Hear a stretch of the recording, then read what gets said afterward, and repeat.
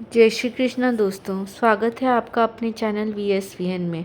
आज के इस वीडियो में मैं आपके लिए लाई हूँ कि आखिर क्यों अच्छे लोगों के साथ ही बुरा होता है। तो चलिए शुरू करते हैं हमारा नया वीडियो। एक बार अर्जुन ने भगवान श्री कृष्ण से पूछा, हे भगवान, अच्छे लोगों के साथ हमेशा बुरा क्यों होता है?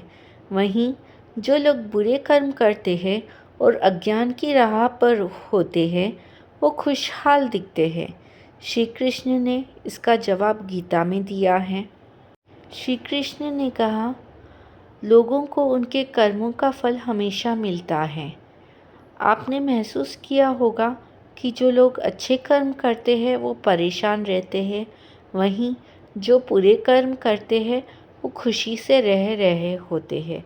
अच्छे कर्म करने वाले परेशान होते हैं कि आखिर उन्हें इतनी परीक्षा क्यों देनी पड़ रही है, जबकि जो अधर्म की राह में है वो खुश है और ज़िंदगी का लुत्फ़ उठा रहे हैं। अगर आपके मन में भी ये सवाल आता है तो आज हम आपको इसका जवाब देंगे, जो श्री कृष्ण ने अर्जुन को दिया था।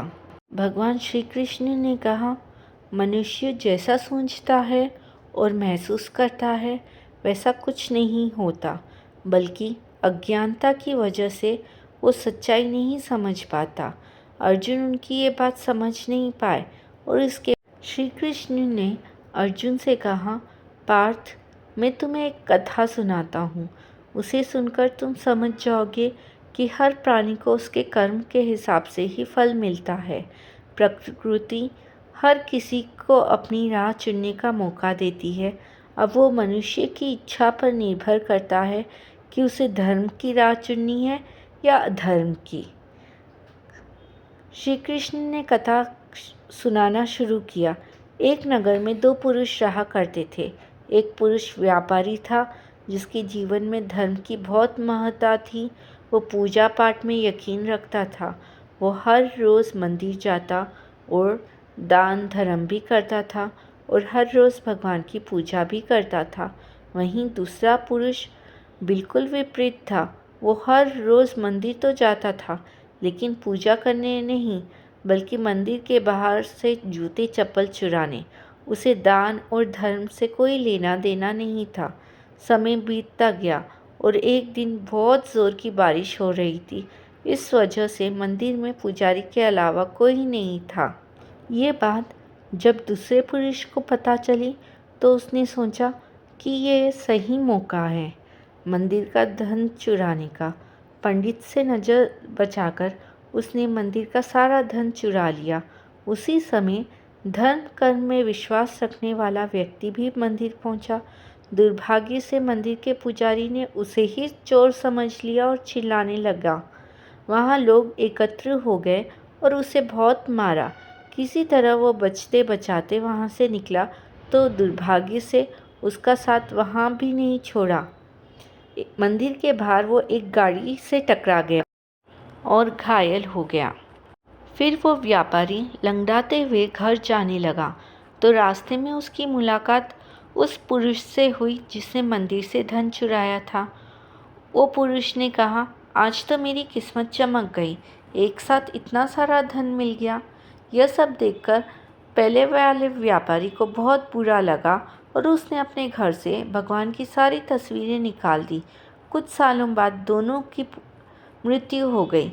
मरने के बाद जब दोनों यमराज की सभा में पहुँचे और भले पुरुष ने दूसरे व्यक्ति को देखा तो उसे बहुत गुस्सा आया।